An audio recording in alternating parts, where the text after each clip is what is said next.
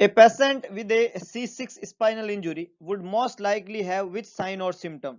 Question ने क्या पूछा है, एक मरीज है जिसको C6 स्पाइनल इंजुरी हुई है, याद रखिएगा कहां पे हुई है स्पाइनल इंजुरी, सर्वाइकल 6 वर्टिब्री पे। Most likely have which sign और सिम्टम, कौन सा साइन और सिम्टम जो है वो मोस्टली इस मरीज में देखने को मिलेगा। जिस मरीज को C6 स्पाइनल इंजुरी हुई है, सबसे most important clinical sign symptom क्या देखने को मिलेगा, एफेजिया, हेमीपैरेसिस, पैराप्लेजिया, क्वाड्रिप्लेजिया। चार ऑप्शन यहाँ पे दिए हुए, most important clinical sign. Very good, बहुत बढ़िया, मैक्सिमम पीपल ने ठीक जवाब दिया है, बहुत बढ़िया। देखिएगा करेक्ट आंसर है डी, इट्स क्वाड्रिप्लेजिया। इंजुरी किसकी हुई है, इंजुरी किसकी हुई है, C6 cervical, cervical vertebral level पे स्पाइनल कोड के, अगर सर्वाइकल लेवल पे अगर इंजुरी होती है ना, तो सर्वाइकल लेवल पे जब भी इंजुरी होती है तो अपर लिम और लोअर लिम दोनों के अंदर पैरालिसिस देखने को मिलता है। चारों लिम में जब पैरालिसिस होता है, ऑल फोर लिम, उसको क्वाड्रिप्लेजिया के नाम से जानते हैं, है ना। चारों लिम के अंदर जब पैरालिसिस होता है उसको क्वाड्रिप्लेजिया कहते हैं। अगर ये इंजुरी स्पाइनल कॉर्ड में सर्वाइकल के नीचे जो थोरेसिक होता है उस एरिया में होती, थोरेसिक एरिया में, तो वहां पे देखने को मिलता पैराप्लेजिया। पैराप्लेजिया का मतलब होता है लोअर या अपर, दोनों किसी दो लिम में पैरालिसिस। स्पाइनल कॉर्ड इंजुरी में पैराप्लेजिया का मतलब हो गया लोअर लिम में, जब इंजुरी थोरेसिक एरिया में हो। तो पैराप्लेजिया में टू लिम्स होते हैं, है ना, टू लिम, अपर या लोअर, तो ये नहीं हो सकता। हेमीपैरेसिस का मतलब होता है हाफ बॉडी, आइदर राइट और लेफ्ट, हाफ बॉडी का पैरालिसिस हेमीप्लेजिया या हेमीपैरेसिस कहलाता है। तो ये राइट और लेफ्ट होता है। तो स्पाइनल कॉर्ड इंजुरी में हेमीप्लेजिया नहीं होता। जब ब्रेन के अंदर ऑक्सीजन की सप्लाई या ब्लड का फ्लो रुकता है, सेरिब्रोवैस्कुलर एक्सीडेंट हम बोलते हैं, स्ट्रोक एक बीमारी होती है, उसमें हेमीपैरेसिस या हेमीप्लेजिया होता है। और एफेजिया का मतलब होता है कि जो इंडिविजुअल है वो एक्सप्रेस या अंडरस्टैंड नहीं कर पाता है बोले हुए शब्दों को, है ना, एफेजिया, लैक ऑफ स्पीच। और कैसी स्पीच, कैसा एफेजिया, या तो किसी ने कुछ बोला वो समझ नहीं आ रहा है, या किसी ने कुछ एक्सप्रेस किया, है ना, वो भी नहीं समझ में आ रहा है ना। तो डिफिकल्टी रहती है एक्सप्रेसिंग करने में, खुद को बोलने में, किसी चीज को एक्सप्रेस करने में, या किसी की बोले हुए शब्दों को समझने में। ब्रोकाज और वर्निकेज दो तरीके के एफेजिया होता है जो स्ट्रोक में हम पढ़ते हैं। तो यहाँ पे करेक्ट आंसर रहेगा D, that is quadriplegia, C6 spinal injury. बहुत बढ़िया, maximum people are correct. Question है, मेडिकेशन दवाई यूज की जाती है पेप्टिक अल्सर के ट्रीटमेंट के लिए, है ना, कौन सी दवाई, which medication use to treat peptic ulcer disease. दवाई का नाम है रेनिटिडिन जेंटेक। कैसे काम करती है, क्वेश्चन ने पूछा है, एक दवाई है रेनिटिडिन जो कि पेप्टिक अल्सर के ट्रीटमेंट में काम में लेते हैं, ये काम कैसे करती है। तो रेनिटिडिन का जो ग्रुप है वो है H2 रिसेप्टर ब्लॉकर। कौन से ग्रुप की दवाई है, H2 रिसेप्टर ब्लॉकर, ये ग्रुप आपको याद रखना है। ये दवाई है, कैसे काम करती है, ऑप्शन है neutralize acid, reducing acid secretion, stimulating gastric release, और protecting the mucosal barrier. S two receptor blocker और पीपीआई दोनों ही का काम क्या रहता है, एस टू रिसेप्टर को ब्लॉक करती है तो एचसीएल का सिक्रीशन जो है उसको क्या करेगी, डिक्रीज करेगी, कम करेगी, मिनिमाइज करेगी। जब भी किसी क्वेश्चन में दो ऑपोजिट ऑप्शन होते हैं तो जवाब उसी में से होता है। एक ऑप्शन लिया हुआ है रिड्यूस एसिड सिक्रेशन और सी ऑप्शन में स्टिमुलेट गैस्ट्रिन रिलीज, तो स्टिमुलेट नहीं करती है, इसका काम क्या होता है, रिड्यूस करना। Maximum people are correct, B बिल्कुल करेक्ट आंसर है। ये रिड्यूस करती है एचसीएल के सिक्रेशन को, एसिड के सिक्रेशन को क्या करती है, कम करती है, लेस करती है, रिड्यूस करती है, मिनिमाइज करती है। न्यूट्रलाइज करने का काम जो है वो एंटासिड का होता है ना। न्यूट्रलाइज करने का काम कौन करते हैं, एंटासिड्स। एंटासिड्स जो है वो न्यूट्रलाइजेशन का काम करते हैं। और प्रोटेक्टिव म्यूकोजल बैरियर जो है वो सुक्राल्फेट टाइप के सब्सटेंस बनाते हैं, है ना, जो कि प्रोटेक्टिव म्यूकोजल बैरियर बनाएंगे और जिससे जो हीलिंग है वो होनी आसान हो जाती है ना। तो यहाँ पे ये पूछा गया है कि क्या चीज जो है काम रहेगा रेनिटिडिन का, तो ये एस टू रिसेप्टर ब्लॉकर है और ये एसिड के सिक्रेशन को क्या करता है, रिड्यूस करने का काम करता है। एंटासिड न्यूट्रलाइजेशन का काम करता है एसिड को, गैस्ट्रिन सिक्रेशन को स्टिमुलेट नहीं करेगा, और म्यूकोजल बैरियर जो है वो प्रोटेक्ट करता है म्यूकोजल बैरियर, म्यूकोजा का, है ना। तो यहाँ पे करेक्ट आंसर है B, very good. During an assessment of a patient with duodenal ulcer, मरीज है ड्यूडिनल अल्सर का, याद रखिएगा कौन सा अल्सर है, duodenal ulcer. The nurse find that the patient experience, duodenal ulcer वाले मरीज के अंदर असेसमेंट के दौरान कौन सा क्लिनिकल साइन देखने को मिलेगा, ये क्वेश्चन ने पूछा है। ऑप्शन है अर्ली सेटाइटी, है ना, मतलब फुलनेस की फीलिंग आती है, जल्दी खाना खाती है, मतलब एक रोटी आदमी ने खाया और उसको लगता है कि उसको मतलब उसकी भूख खत्म हो गई है, इसको सेटाइटी कहते हैं। दूसरा ऑप्शन है पेन व्हेन ही ईट्स, जब वो खाता है तब दर्द होता है। तीसरा है डल अपर एपिगैस्ट्रिक पेन, डल टाइप का अपर एपिगैस्ट्रिक पेन होता रहता है। और चौथा है pain when he has an empty stomach, चौथा है जब उसका स्टोमक एम्प्टी रहता है तब उसको पेन होता है। चार ऑप्शन दिए हुए, समझिएगा। पेप्टिक अल्सर जो होते हैं वो दो तरीके के होते हैं, एक होता है गैस्ट्रिक अल्सर और दूसरा होता है ड्यूडेनल अल्सर। गैस्ट्रिक अल्सर का मतलब है अल्सर कहाँ पे है, स्टोमक के अंदर, है ना, स्टोमक में कहीं अल्सर हो जाए उसको गैस्ट्रिक अल्सर कहते हैं, है ना, स्टोमक के अंदर कहीं भी अगर अल्सर हो जाए उसको गैस्ट्रिक अल्सर कहते हैं। और ड्यूडिनम में अगर ये अल्सर हो तो उसको ड्यूडिनल अल्सर कहते हैं। अब समझने वाली बात है कि अगर किसी इंडिविजुअल को गैस्ट्रिक अल्सर है ना, गैस्ट्रिक म्यूकोसा के अंदर अल्सर है, तो उस मरीज में उसको खाने का मन ही नहीं करेगा, क्योंकि उसको पता खाना खाती दर्द होने लग जाएगा। तो गैस्ट्रिक अल्सर वाले मरीज में अर्ली सेटाइटी आ जाती है ना, उसमें खाने का मन ही नहीं करता है। तो ये सिम्टम तो गैस्ट्रिक अल्सर का है, ड्यूडिनल अल्सर का नहीं है। वो मरीज खाता नहीं है क्योंकि उसको पेन होता है व्हेन ही ईट, जब वो खाना खाता है पेन होता है। रीजन है एसिड सिक्रीशन ज्यादा होता है खाते समय, और जैसे ही उसने खाना खाया एसिड सिक्रीशन हुआ, वो जो HCl है वो टच किया अल्सर पे, और जैसे ही अल्सर पे टच होता है सीवियर पेन होता है। तो मरीज एक तो खाता ही नहीं है, और जब वो खाता है तो जल्दी से उसको फुलनेस आ जाती है, बोले अब मेरे से नहीं खाया जाएगा। तो ये दोनों ही साइन है गैस्ट्रिक अल्सर के। डल अपर एपिगैस्ट्रिक पेन होता ही रहता है ना, जिनको गैस्ट्रिक अल्सर होता ही रहता है। तो ये तीनों ऑप्शन जो है, तीनों ए बी और सी जो है वो गैस्ट्रिक अल्सर के साइन है, इसलिए तीनों ही खोटे जवाब है जिन्होंने भी दिया है। करेक्ट आंसर क्या है, डी, बिल्कुल, बहुत बढ़िया। कुछ लोगों का जवाब बिल्कुल सही है। Pain when he has an empty stomach, जब मरीज एम्प्टी स्टोमक है, उसके स्टोमक के अंदर कुछ भी नहीं है, मान लो, है ना, स्टोमक जो है एकदम खाली है, उसके स्टोमक में कुछ है ही नहीं, हो उसको ड्यूडिनल अल्सर है। तो होता क्या है कि स्टोमक में जब कुछ नहीं होता लेकिन एसिड तो बनता रहता है, और जो यहाँ पे स्टोमक के अंदर HCl का सिक्रेशन हुआ है, वो HCl क्या करता है, यहाँ कुछ नहीं है तो नीचे की तरफ जाएगा और ड्यूडिनम आएगा, और जब यहाँ पे टच करता है वो तो मरीज को पेन होता है। तो जब मरीज एम्प्टी स्टोमक होता है तब उसको क्या होता है, पेन होता है, HCl के ड्यूडिनम में टच करने के कारण। तो यहाँ पे करेक्ट आंसर है डी, बहुत बढ़िया, maximum people are correct, pain when he has an empty stomach, very good. A patient with cancer develop a pleural effusion, मरीज को कैंसर है और क्या हो गया, उसको प्लूरल इफ्यूजन हो गया है। प्लूरल इफ्यूजन, लंग्स की जो कवरिंग लेयर है पेराइटल और विसरल प्लूरा, उसके अंदर फ्लूइड का एक्यूमुलेशन हो जाना प्लूरल इफ्यूजन कहलाता है। लंग्स के पेराइटल और विसरल प्लूरा के बीच में फ्लूइड भर जाना, pleural effusion. During chest auscultation, अब उस मरीज का आप चेस्ट ऑस्कल्टेशन कर रहे हो, which breath sound should be the nurse expect to hear, कौन सी ब्रेथ साउंड आप एक्सपेक्ट करते हैं, मतलब आपको कैसी ब्रेथ साउंड वहां पे सुनाई देगी।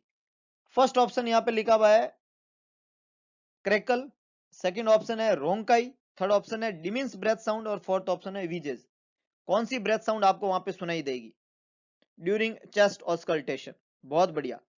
प्लूरल इफ्यूजन का मतलब हो गया, हमने पढ़ा फ्लूइड का एक्यूमुलेशन होना प्लूरल स्पेस में, और जब फ्लूइड का एक्यूमुलेशन प्लूरल स्पेस के अंदर हो जाता है तो जो ट्रांसमिशन है नॉर्मल ब्रेथ साउंड का वो इंपेयर्ड होता है, नॉर्मल ब्रेथ साउंड जो जा रही है वो इंपेयरमेंट होती है, और उसकी वजह से जब हम सुनते हैं तो वहां पे आपको ढंग से साउंड जो है हर्ड ही नहीं होगी, क्योंकि ब्रेथ साउंड थोड़ी क्या हो जाती है, डिमिन्स। तो बिल्कुल सी यहाँ पे करेक्ट आंसर है, डिमिन्स देखने को मिलेगी ब्रेथ साउंड, ब्रेथ साउंड क्या देखने को मिलेगी, डिमिन्स देखने को मिलेगी।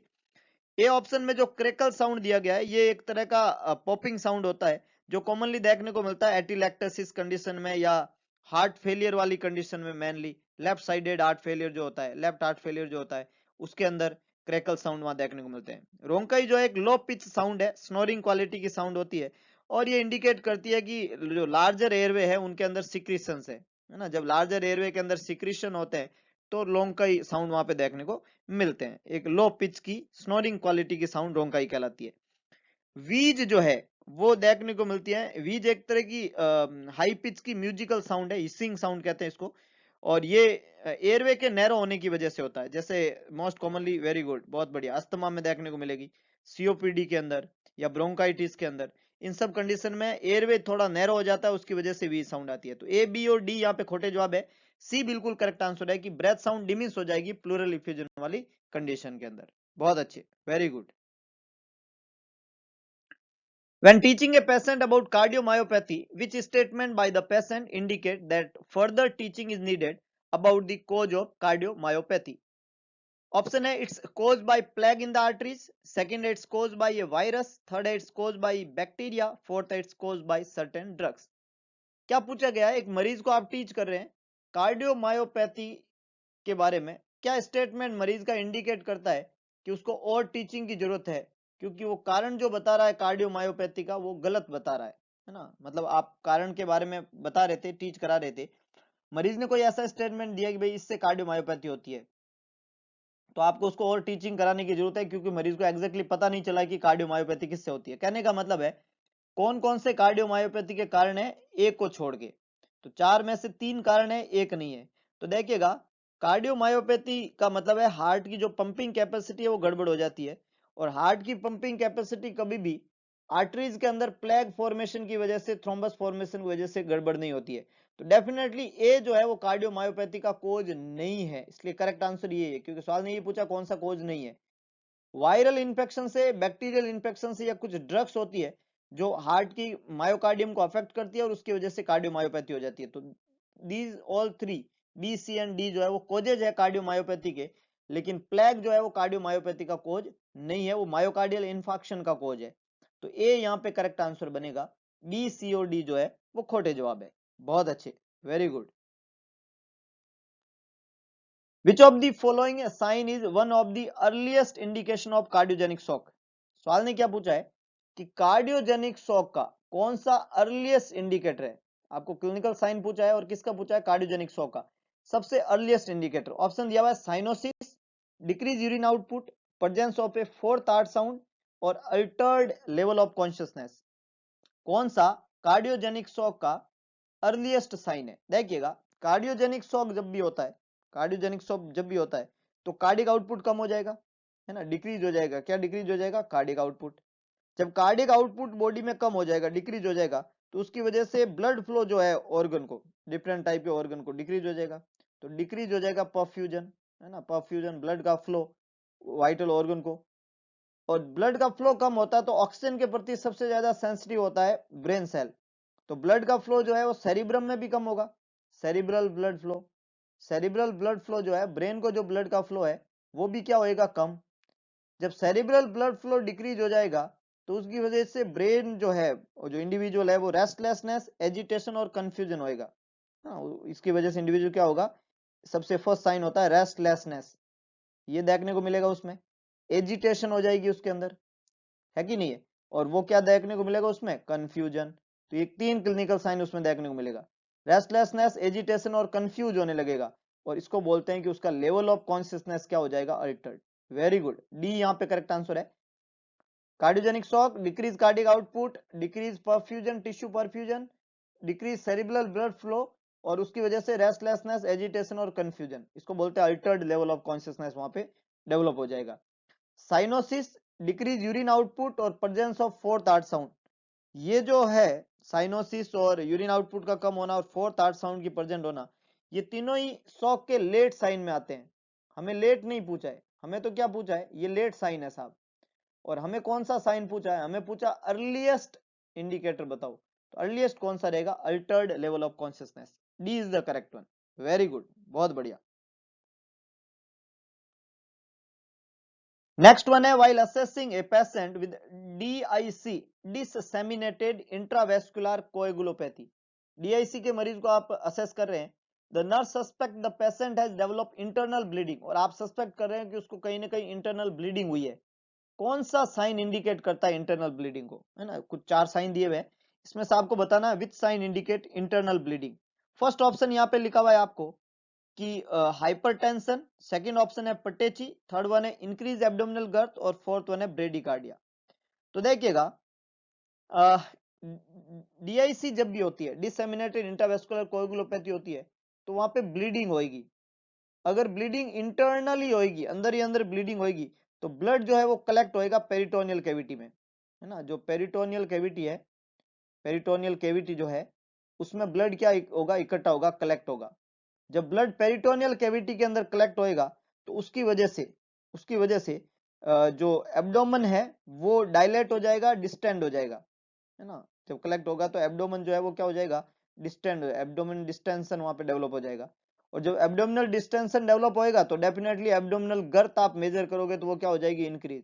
तो इंक्रीज एब्डोमिनल गर्थ जो है वो इंडिकेट करेगी वहां पे इंटरनल ब्लीडिंग हो रही है। ब्लीडिंग हुई, पेरिटोनल कैविटी में ब्लड कलेक्ट हुआ, एब्डोमिनल डिस्टेंशन हुआ, एब्डोमिनल गर्थ बढ़ जाएगी, और एब्डोमिनल गर्थ बढ़ गई इसका मतलब उसको ब्लीडिंग हो रही है। तो सी यहाँ पे डेफिनेटली करेक्ट आंसर है। जब भी ब्लीडिंग होती है, मरीज शॉक में जाता है तो उसका बीपी ज्यादा होने की बजाय क्या हो जाता है, कम, तो वहां पे हाइपोटेंशन देखने को मिलता है। हार्ट रेट जो है वो कम होने की जगह क्या हो जाती है, ज्यादा, वहां पे टैकीकार्डिया देखने को मिलता है। तो ए और डी खोटे हो गए। और पटेची जो है ये तब होता है जब जो टीनी ब्लड वेसल है वो वहां से ब्लड लीक होता है स्किन के अंदर, और स्किन के ऊपर लाल लाल कलर के इससे निशान बन जाते हैं, उसको पटेची कहते हैं। तो ये अपने को सुपरफिशियली दिख जाएंगे, इंटरनल ब्लीडिंग के साइन नहीं है ये। और ये ज्यादातर बनता है डेंगू फीवर में, जब बॉडी में थ्रोम्बोसाइटोपेनिया होता है। तो यहाँ पे डेफिनेटली करेक्ट आंसर है C, that is increase abdominal girth. बहुत अच्छे, very good. A patient with thrombocytopenia, that is decreased platelet count secondary to leukemia, leukemia का मतलब होता है ब्लड कैंसर।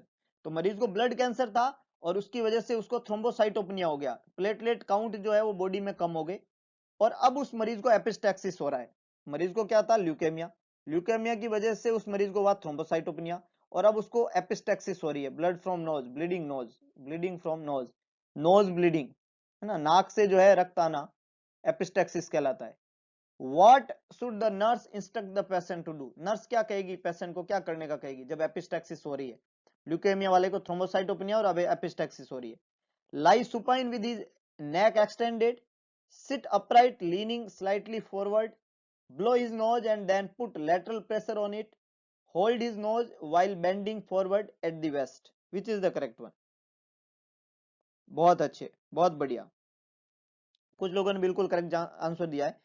देखिएगा यहां पे करेक्ट आंसर रहेगा B, sit upright leaning slightly forward, B is the correct one.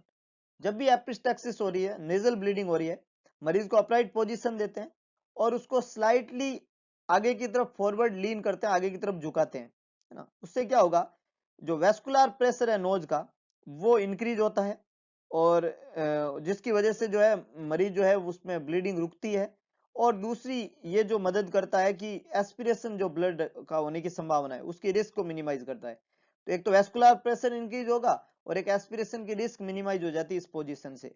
अगर आप मरीज को ए ऑप्शन में जो लिखा हुआ है लाई सुपाइन एंड जो है नेक एक्सटेंड करेंगे, तो अगर आप सुपाइन लाई करते हैं तो ये एस्पिरेशन को प्रिवेंट नहीं कर सकता और मरीज एस्पिरेट कर सकता है। नोज को ब्लो कभी नहीं करना होता है, क्योंकि आप अगर ब्लो करेंगे तो जहां से ब्लीडिंग हो रही है वहां पे अगर थ्रोम्बस भी बनेगा तो ब्लो करते ही वो फिर हट जाएगा, तो फिर ब्लीडिंग शुरू हो जाएगी। तो कभी भी नोज को ब्लो नहीं करना होता है, क्योंकि जो क्लोटिंग की मैकेनिज्म है वो डिस्क्लोज हो जाएगी और फिर ब्लीडिंग ज्यादा होगी। और वेस्ट से बैंड नहीं होना है, क्योंकि वेस्ट से जब बैंड होता है तो वेस्कुलर प्रेशर जो है वो इंक्रीज होता जाता है, जिसकी वजह से वहां पे ब्लड रुकने की जगह क्या हो जाता है, ब्लीडिंग ज्यादा होने लग जाती है। तो ए, सी और डी खोटे जवाब है। जब भी आपको एपिस्टैक्सिस का मैनेजमेंट पूछे तो sit upright and leaning slightly forward हमेशा करेक्ट आंसर रहेगा। बहुत अच्छे, very good. Which patient is most at risk for developing deep vein thrombosis? DVT develop होने की सबसे ज्यादा रिस्क के ऊपर मोस्ट एट रिस्क कौन सा मरीज है? 62 साल की ओल्ड फीमेल जो रिकवरी कर रही है, टोटल हिप रिप्लेसमेंट THR किया है उसको, है ना, टोटल हिप रिप्लेसमेंट हुआ है और 62 साल एज है। 35 साल की फीमेल जिसको 2 दिन हुए पोस्टमार्टम को। 33 साल की ओल्ड मेल जो कि रनर है विद एचिलस टेंडोनाइटिस के साथ में रनिंग करता है। और ambulatory 7 year old mail who is recovering from pneumonia से रिकवर कर रहा है, 70 साल का आदमी। फटाफट से जवाब लिखिएगा। बहुत अच्छे, बहुत अच्छे, वेरी गुड। डीवीटी को जो है वो सबसे ज्यादा, डीवीटी फॉर्म होने के सबसे ज्यादा मोर प्रोन वो होता है इंडिविजुअल जो इमोबिलाइज होता है। जो इमोबिलाइज होगा, जो जिसमें मोबिलिटी नहीं है, उसमें सबसे ज्यादा डीवीटी होती है। और इमोबिलिटी सबसे ज्यादा है जिसका अभी अभी सर्जिकल प्रोसीजर हुआ है और अभी रिकवरी कर रहा है, ये टीकेआरसी सर्जिकल प्रोसीजर है। तो डेफिनेटली ए यहाँ पे बिल्कुल करेक्ट आंसर है। ये वो इंडिविजुअल है जो सबसे ज्यादा रिस्क के ऊपर है डीप वेन थ्रोम्बोसिस के फॉर्मेशन के। प्रेगनेंसी जो है, जैसे 2 दिन का पोस्टमार्टम है, तो प्रेगनेंसी जो है वो वेरिकोज वैन करती है ना, और जिससे वीनस स्टेसिस होती है, लेकिन ये प्राइमरी कारण नहीं है डीवीटी का ना, पहले वेरिकोज हो सकता है। लेकिन सीधा डीवीटी नहीं होता प्रेगनेंसी से। हाँ, वेरिकोज से डीवीटी बन सकता है पर डायरेक्ट डीवीटी नहीं बनता है। जो मरीज इंजुरी से रिकवर कर रहा है उसमें वीनस स्टेसिस हो सकती है, बट ये प्राइमरी कारण नहीं होता डीवीटी का, है ना। तो ये भी आंसर गलत है, सी आंसर। और डी आंसर में निमोनिया लिखा हुआ है, तो मोबिलिटी कम होने की वजह से ये जो है मरीज जो है निमोनिया वाले मरीज जो है मोबिलिटी डिक्रीज है, लेकिन इसमें भी जो है हाईएस्ट रिस्क के ऊपर नहीं है। मतलब आपको जब सवाल ने पूछा है तो मोस्ट आदमी कौन सा रिस्क पे है, जिसकी हड्डी की सर्जरी हो रही है और जिसमें मोबिलिटी सबसे लेस होगी वो सबसे ज्यादा रिस्क पे है। तो इन चारों में से ए जो है वो सबसे ज्यादा रिस्क पे है डीवीटी फॉर्मेशन के। Which of the following treatment would be most appropriate to relieve the pain of a patient admitted with DVT? DVT के साथ में मरीज एडमिट हुआ है, कौन सा ट्रीटमेंट जो है वो अप्रोप्रिएट है दर्द के रिलीव के लिए? हीट अप्लाई करेंगे, बेड रेस्ट देंगे, एक्सरसाइज करेंगे, लेग का एलिवेशन करेंगे। बहुत अच्छे, बहुत अच्छे। कुछ लोग हीट का एप्लीकेशन कर रहे हैं, कुछ बेड रेस्ट दे रहे हैं, कुछ एक्सरसाइज करवा रहे हैं, कुछ लेग का एलिवेशन भी करवा रहे हैं। सब कुछ करवा रहे हैं आप। करेक्ट आंसर क्या रहेगा? बहुत बढ़िया, DVT, deep vein thrombosis. Pain होता है, रीजन है एडिमा होता है लेग में, तो लेग का एडिमा मिनिमाइज करने के लिए सबसे अच्छा तरीका है पेन को रिलीव करने के लिए लेग को एलिवेट करो। डी यहाँ पे करेक्ट आंसर है, D is the correct one. Leg को क्या करेंगे अपन? एलिवेट करेंगे। लेग को एलिवेट करने से प्रेशर जो है वो कम हो जाएगा, है ना। जो थ्रोम्बोसिस की वजह से प्रेशर हो रहा है, जो ओक्लूजन हो रहा है वीनस रिटर्न का, वो मिनिमाइज हो जाएगा और जिससे दर्द में आराम आ जाएगा। हीट का एप्लीकेशन अगर आप करते हैं, जो ए ऑप्शन में जो कुछ लोगों ने जवाब भी दिया है, हीट के एप्लीकेशन से वेजो डायलेशन होगा। वी ऑल नो की हीट एप्लीकेशन वेजो डायलेशन करती है, और इसकी वजह से जब वेजो डायलेशन होगा तो ब्लड का फ्लो बढ़ेगा उस एरिया में, और जब ब्लड का फ्लो बढ़ेगा तो और थ्रोम्बस बनने की संभावनाएं बढ़ेगी, है ना। तो वेजो डायलेशन जिसकी वजह से ब्लड जो है उसकी पुलिंग होगी उस एरिया में और थ्रोम्बस बनने की रिस्क और बढ़ जाएगी। बेड रेस्ट जो है वो वीनस सिस्टेसिस करवाता है, बेड रेस्ट से जो है वीनस सिस्टेसिस होता है, और वीनस सिस्टेसिस जो है वो और डीवीटी होने के कारणों में आता है ना। तो बेड रेस्ट इसका इलाज नहीं है, उसे वीनस सिस्टेसिस होगी और उससे और डीवीटी होने की संभावना रहती है। और लास्ट ऑप्शन यहाँ पे लिखा हुआ है, थर्ड ऑप्शन एक्सरसाइज। डीवीटी वाले मरीज को हम एक्सरसाइज इनिशियली नहीं कराते हैं, क्योंकि एक्सरसाइज वाले मरीज में जो थ्रोम्बस है वो एम्बोलस में कन्वर्ट हो जाएगा और रिस्क रहती है पल्मोनरी एम्बोलिज्म की। तो ए, बी और सी यहाँ पे खोटे जवाब है, ये पेन के रिलीव के लिए उचित तरीके नहीं है। करेक्ट आंसर है D, that is leg elevation. बहुत अच्छे, very good. A patient admitted with Parkinson's disease has an expressionless face and monotone speech. Face के ऊपर कोई एक्सप्रेशन नहीं है, स्पीच में मोनोटोनस है, बीमारी है Parkinson's disease. Which of the following observation by the nurse is most accurate? कौन सा ऑब्जर्वेशन जो है वो एक्यूरेट है? जब आपने किसी मरीज को एडमिट किया, पार्किंसंस डिजीज का मरीज था, एक्सप्रेशन लेस फेस है और मोनोटोन स्पीच है, तो क्या ऑब्जर्वेशन आपका जो है मोस्ट एक्यूरेट है यहाँ पे? फर्स्ट है the patient is most likely depression and should be left alone. मरीज डिप्रेशन में और उसको अकेला छोड़ दिया जाए। दूसरा है there are common, these are common sign of Parkinson's disease, ये पार्किंसंस बीमारी के कॉमन साइन है। थर्ड है द पेशेंट्स एंटीसाइकोटिक मेडिकेशन में नीड एडजस्टमेंट, उसकी एंटीसाइकोटिक मेडिकेशन को एडजस्ट करने की जरूरत है। और लास्ट है the patient probably has dementia, मरीज जो है उसको क्या हो चुका है? डिमेंशिया हो चुका है। Which is the correct one? ये जो सिम्टम दिए हुए हैं, एक्सप्रेशन लेस और मोनोटोनस स्पीड, ये दोनों के दोनों सिम्टम जो है वो पार्किंसंस बीमारी के कॉमन सिम्टम है। तो डेफिनेटली करेक्ट आंसर है यहाँ पे B, these are the common sign of Parkinson's disease. ये पार्किंसंस बीमारी के कॉमन साइन है दोनों की दोनों। रीजन जिसका कारण है सब्सटेंसिया निग्रा नाम की जगह है, उसमें न्यूरॉन का डीजनरेशन हुआ है जो कि रिसेप्टर साइट होती है डोपामिन की, और उसकी वजह से डोपामिन की डेफिशिएंसी है, और डोपामिन की जब कमी होती है तो उसकी वजह से पार्किंसंस डिजीज होती है।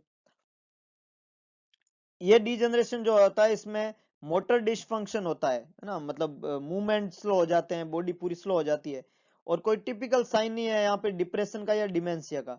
एंटीसाइकोटिक मेडिकेशन जो है उसकी वजह से मरीज जो है वो रेस्टलेसनेस हो जाता है, उसमें मोनोटोनस स्पीच या एक्सप्रेशन लेस नहीं होता है।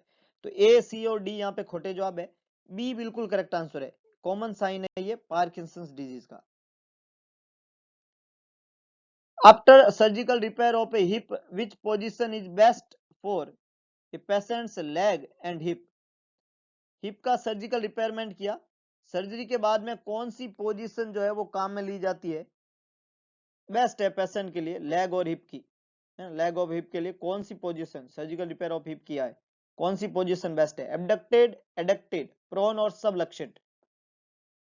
वेरी गुड, वेरी गुड, बहुत बढ़िया, मैक्सिमम पीपल आर करेक्ट।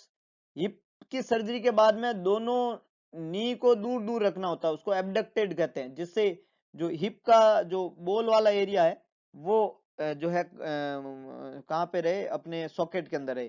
तो सर्जरी के बाद में हिप जो है, लेग और हिप जो है उनको हम एबडक्ट करके रखते हैं, एबडक्ट मतलब मिड लाइन से थोड़ा दूर ले जाके, है ना, तो एबडक्टेड कंडीशन रखता है। एड का मतलब दोनों पास पास चिपके होने चाहिए लेग, तो एडक्टेड नहीं करना है, प्रोन और सबलक्सेट नहीं करना है। एडक्टेड, प्रोन और सबलक्सेट जो है वो कभी भी प्रोस्थेसिस को एसिटाबुलम कैविटी में नहीं रख पाएंगे, जबकि एबडक्शन जो है वो जो भी प्रोस्थेसिस आपने लगाया, जो भी बॉल एंड सॉकेट बॉल लगाई है, उस प्रोस्थेसिस को एसिटाबुलम कैविटी वाले सॉकेट के अंदर, है ना, सॉकेट के अंदर रखेगा, एसिटाबुलम कैविटी, एसिटाबुलम वाले सॉकेट में रखेगा। तो ये प्रोस्थेसिस को रखने का तरीका है एबडक्ट। तो ए यहाँ पे बिल्कुल करेक्ट आंसर है, बहुत अच्छे। Which physiologic effect of pulmonary embolism would initially affect oxygenation? कौन सा फिजियोलॉजिकल इफेक्ट जो है पल्मोनरी एम्बोलिज्म का इनिशियली होगा जिससे ऑक्सीजनेशन अफेक्ट होती है? Physiological effect of pulmonary embolism, thrombus बना, जाके लंग्स के अंदर स्टक किया, पल्मोनरी एम्बोलिज्म बन गया। पल्मोनरी एम्बोलिज्म की वजह से ऑक्सीजन अफेक्ट हुई बॉडी की, क्या फिजियोलॉजी है वहां पे? ब्लड क्लॉट ब्लॉक करता है वेंटिलेशन को, बट परफ्यूजन जो है अनअफेक्टेड रहता है। ब्लड क्लॉट ब्लॉक करता है वेंटिलेशन को और हाइपोक्सिया प्रोड्यूस करता है नॉर्मल परफ्यूजन की जगह। ब्लड क्लॉट ब्लॉक करता है परफ्यूजन को और ventilation producing profound hypoxia. Blood clot block करता है परफ्यूजन को, प्रोड्यूस करता है हाइपोक्सिया नॉर्मल की जगह और सुपर नॉर्मल वेंटिलेशन की जगह। Which is the correct one? Very good, बहुत बढ़िया। कुछ लोग ही आइडिया लगा पा रहे हैं, कुछ लोगों को समझ नहीं आ रहा है मेरे हिसाब से। पल्मोनरी एम्बोलिज्म क्या फिजियोलॉजिकल इफेक्ट होगा, इनिशियली कैसे ऑक्सीजन को अफेक्ट करता है? तो देखिएगा बहुत सीधा जवाब है, पल्मोनरी एम्बोलिज्म जब भी होता है तो ये जो ब्लड क्लॉट है, ये ब्लड क्लॉट ब्लॉक कर देता है परफ्यूजन को, हाँ, ब्लड क्लॉट जो है वो ब्लड के फ्लो को लंग्स के उस एरिया में, सेल में, टिश्यू में जाने से रोक देता है। लेकिन पेशेंट अभी भी वेंटिलेट हो रहा है ना, वो जो एरिया है वो अभी भी वेंटिलेटेड है, लेकिन ब्लड का फ्लो कम या ब्लॉक होने की वजह से उस एरिया में गैस एक्सचेंज नहीं हो पाता है, और if there is no gas exchange तो उसकी वजह से वेंटिलेशन परफ्यूजन जो है वो मिसमैच हो जाता है और बॉडी में हाइपोक्सिया प्रोड्यूस होता है और सुपर नॉर्मल वेंटिलेशन, है ना, तो वहां पे हाइपोक्सिया प्रोड्यूस होएगा। तो डेफिनेटली करेक्ट आंसर यहाँ पे डी है, पल्मोनरी एम्बोलिज्म ब्लॉक करता है और उसकी वजह से ये प्रॉब्लम देखने को मिलती है। तो यहाँ पे करेक्ट आंसर है डी। ए, बी और सी जो है वेंटिलेशन जो है वो इनिशियली अफेक्ट नहीं होता है ब्लड क्लॉट से, ब्लड क्लॉट से परफ्यूजन अफेक्ट होता है और उसकी वजह से हाइपोक्सिया प्रोड्यूस होने लगता है। तो डेफिनेटली डी यहाँ पे करेक्ट आंसर है, बहुत अच्छे, very good. An hour after IV furosemide Lasix is administered to a patient with heart failure, a short burst of ventricular tachycardia appear on the cardiac monitor. Which electrolyte imbalance should the nurse suspect? furosemide आप दे रहे हैं, कौन सा electrolyte imbalance हो रहा है जिससे ventricular tachycardia भी होने लग गया, वहां पे डिस्कम्फर्ट है, हार्ट का प्रॉब्लम होने लगी? तो फ्रूसेमाइड आप दे रहे हैं। फ्रूसेमाइड जो दवाई है ये फार्मा का क्वेश्चन है, और ये दवाई जो है वो लूप डाययूरेटिक कैटेगरी की है। किसकी है? Loop diuretic. और जो लूप डाययूरेटिक ड्रग्स होती है वो ड्रग्स जो है पोटेशियम जो होता है बॉडी में, उस पोटेशियम को जो है डिप्लेट कर देती है ना, इसको पोटेशियम डिप्लेटिंग डाययूरेटिक भी कहते हैं।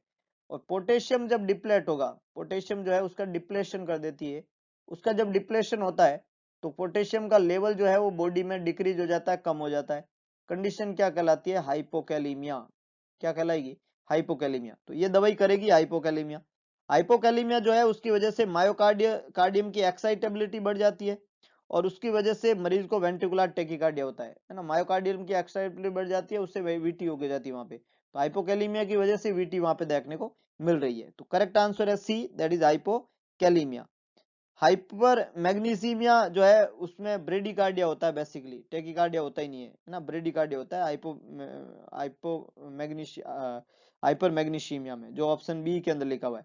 इसमें टेकिकार्डिया ब्रेडिकार्डिया होता है, टेकिकार्डिया होता ही नहीं है। और इसके अलावा हाइपर नेट्रीमिया जो है उसमें भी साइनस टेकिकार्डिया होता है, लेकिन उस वाटर लॉस की वजह से होता है, यहाँ कोई वाटर लॉस नहीं हुआ है ना। तो हाइपर नेट्रीमिया में साइनस टेकिकार्डिया जरूर होता है, लेकिन जो ये इलेक्ट्रोलाइट इम्बैलेंस का कोई रीजन नहीं है यहाँ पे, हाइपरनेट्रीमिया। तो हाइपोकैल्सीमिया के दो साइन है, वॉस्टेक और ट्रोसाउसाइन, वो अलग अलग हम पढ़ते हैं। तो यहाँ पे करेक्ट आंसर है सी, हाइपोकैलीमिया। बहुत अच्छे, very good. Again pharmacy question, which oral medication is administered to prevent further thrombus formation? Thrombus के फॉर्मेशन को रोकने के लिए कौन सी दवाई जो है वो एडमिनिस्टर करेंगे जो थ्रोम्बस के फॉर्मेशन को प्रिवेंट करेगी? और याद रखने वाली बात है, थ्रोम्बस के फॉर्मेशन को प्रिवेंट करने वाली दवाई को एंटीकोएगुलेंट कहते हैं। क्या कहते हैं? एंटीकोएगुलेंट। जो कोएगुलेशन को रोक देती है उसको एंटीकोएगुलेंट कहते हैं। चार नाम यहाँ पे दिए हुए हैं, वारफ्रिन, इपेरिन, फ्रुसेमाइड और मेटोप्रोलोल। मेटोप्रोलोल एक बीटा ब्लॉकर है और हाइपरटेंशन के अंदर काम में ली जाती है, तो ये बीटा ब्लॉकर दवाई है, तो ये तो यहाँ पे जवाब नहीं बन सकता।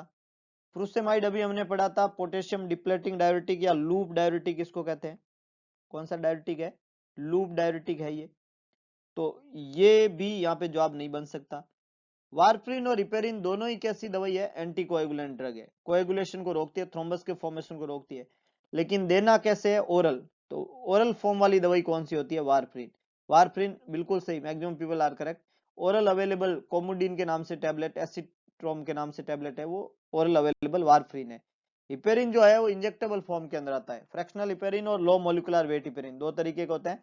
इंजेक्टेबल फॉर्म में अवेलेबल होता है, ओरल फॉर्म में अवेलेबल नहीं होता है। तो यहाँ पे करेक्ट आंसर क्या बनेगा? ए, वारफ्रिन। इपेरिन और वारफ्रिन में से वारफ्रिन, जो कि ओरल मेडिकेशन है, थ्रोम्बस के फॉर्मेशन को प्रिवेंट करता है। तो ये कुछ इंपॉर्टेंट एमसीक्यू आज की इस वीडियो लेक्चर में हमने पढ़े। होप सो आपको वीडियो पसंद आया होगा, आपको ये शानदार एमसीक्यू सेशन बहुत अच्छा लगा होगा।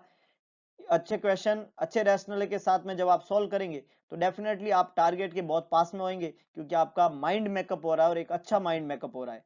अगर आपको वास्तव में लगता है कि ये क्वेश्चंस और ये जो वीडियो सेशन है ये आपके लिए बहुत ज्यादा हेल्पफुल है, तो प्लीज एक कृपा करें, भगवान कृष्ण कह के गए थे, मैं नहीं कह रहा हूं, कि सारथी बने स्वार्थी ना बने। तो अगर आपके लिए हेल्पफुल है तो आपकी की तरह तैयारी करने वाले उस हर इंडिविजुअल के लिए हेल्पफुल है जो अपने एक उज्जवल भविष्य की तरफ बढ़ने की कोशिश कर रहा है। तो उस तक ये कंटेंट पहुंचाने में मदद करें, है ना। आप मदद करेंगे, हम जो है कम लोग है अभी, और